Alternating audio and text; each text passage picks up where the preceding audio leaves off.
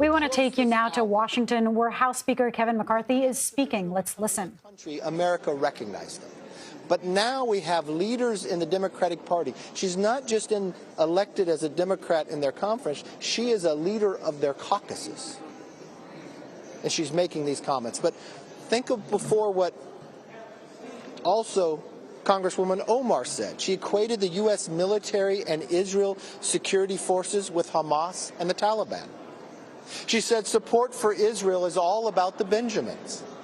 Supporters of Israel have an allegiance to a foreign country to lead. What did she say inside their conference? That she had a calming feeling when discussing the Holocaust. Who in their right mind could even say that? Betty McCollum introduced a resolution to condemn Israel and support Palestinian terrorist organization. These are just multiple Democrats on multiple times consistently saying anti-Semitic remarks, and it has got to stop. These are all individuals in the Democratic conference. Do they think Israel is an evil state? Well, if they believe differently, they should take action against their own for the comments coming from their leadership within their own Democratic Party, and that's wrong. Your question about RFK, I disagree with everything he said. The hearing that we have this week is about censorship. I don't think censoring somebody is actually the answer here. I think if you're going to look at censorship in America, your first action to censure them probably plays into what some of the problems we have. Speaking of censures, yes. The Democrats plan to introduce a resolution to censure Congressman George Santos. You have said that the ethics investigation should end promptly.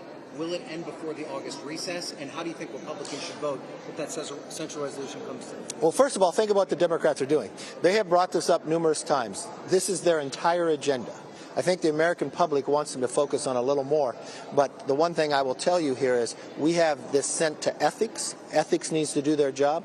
As all of you know, because you've covered this body, ethics is an equal number of Republicans and Democrats. We don't get involved within the ethics committee. These are individuals who will do their job and get their work done and follow through on whatever they need to find. Yes. Speaking of ethics for the Supreme Court, McConnell has basically said that Congress doesn't have jurisdiction over the Supreme Court to be able to do this, but yet Senate Democrats want to continue to bring ethics reform to the Supreme Court. Look, I think the Supreme Court, with 3 separate branches of government, has the ability to oversee themselves in this process, just as the House is doing their work here. But the one thing I will say as well, when we look at the commitment to America when the Republicans took the majority, we said we'd open the House up. We'd hold ourselves accountable in the process. We'd make our streets safer. We'd put parents in charge of education. Parents' Bill of Rights we've passed. We'd make ourselves energy independent. H.R. 1 we've been able to pass. We've watched the Congress be able to cut more than $2 trillion in our debt ceiling. We bring back work requirements, help people get their jobs. We've been doing a number of things, exactly what we say in the commitment to America. I don't know what the commitment the Democrats have is just to bring censure resolutions, anti-Semitic comments. I think America expects more. Let's make our streets safer, our economy stronger, hold more accountability to this government, and that's exactly what we're focused on. Yes, sir. Thank you, Speaker McCarthy. Did you try to invite Prime Minister Netanyahu to Congress before inviting President Herzog to speak, given the criticism from the right that President Biden's visit with Herzog is snubbing Netanyahu? And were Netanyahu to come to Congress, would he address a joint session of Congress? Okay, let's just get history right. We invited Herzog in the last Congress to come based upon the 75th anniversary.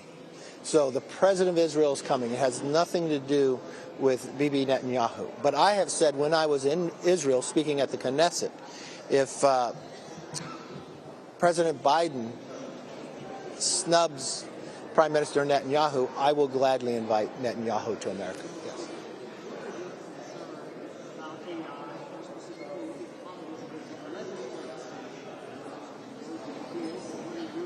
A couple different concerns. I do not want to see government create an agency to approve whether someone can build upon AI. I've watched what the European Union has done that has actually, in their guidelines, has taken capital away and people walking away from Europe in investing in AI. I want to see an ability to foster AI here in America, but also at the same time protect us from any fears that we may have.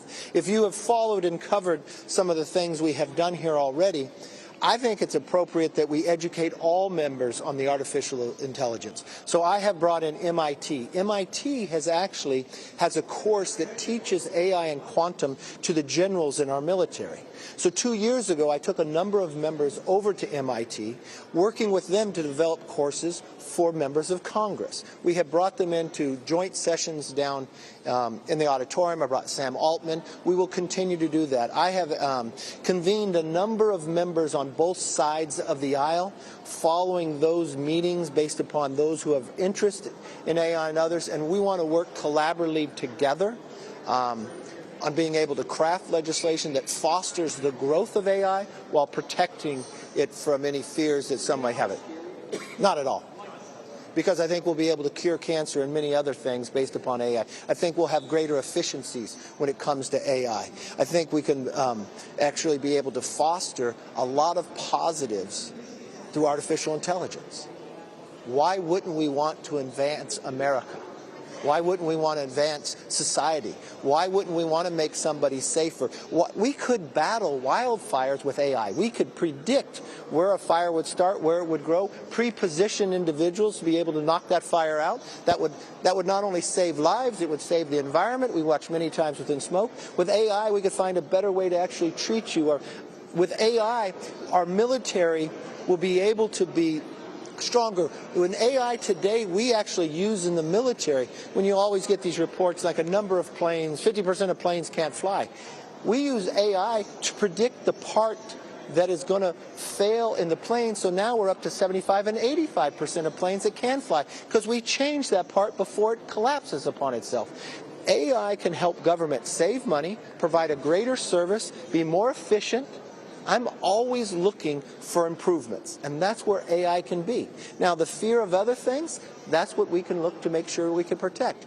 But I'm one who believes that tomorrow is going to be greater than today, and I'm one who firmly believes America has had the greatest advancement, especially in technology, and we should be the leaders in this, and really how government handles this will determine if America continues to lead in technology. Can you talk about appropriations? Yes. When you expect to start voting, how you will bring bills to the floor, and will the Freedom Caucus get to see all 12 bills? Well, you know, the most important thing is not the Freedom Caucus, it's America. You know, I know this is different than Washington, but the new thing here, because we have now become the majority based upon the American public trusting us, we have kept our word. The bills now get 72 hours to read them. You can now see the 12 appropriation bills that have come out. That's unheard of. You actually have to ask this question. But unfortunately for America to understand, that's how Democrats ran this place, that people couldn't see what you could vote on. So we like America to know we're not ashamed of the work we're doing. We want people to see that this is their house. This is their money of how it's supposed to be spent, and they should have a say in it. And that's exactly what we're going to do. But we have already put out forth a number of the appropriations bills to start offering amendments to. I believe 3 of them we noticed on Friday. I think it was Milcon, I think it was Ag, and Defense. So those would be the first that would come to the floor, but we want people plenty of time to be able to offer more amendments. I know last week a number of you were really concerned that I was offering amendments to the NDAA. Let me be very, very clear to all of you. We like the idea that all members have some say in what bill's done. That's the way government is supposed to be designed in a republic, in a democracy that we have here. So that may be different in a new Congress, that people actually have a say and could have more input. And you could actually have an amendment you vote on and it can fail. Or you could have an amendment that could pass and improve the bill. That's the will of the people, that's the will of the House, and that will take place. So You've been listening to House Speaker Kevin McCarthy speak about Democratic Congresswoman Pramila Jayapal's description of Israel as a, quote, racist state. Jayapal has since apologized for her comments. The speaker also answered questions about Democratic presidential candidate Robert F. Kennedy Jr., Congressman George Santos, and Supreme Court ethics.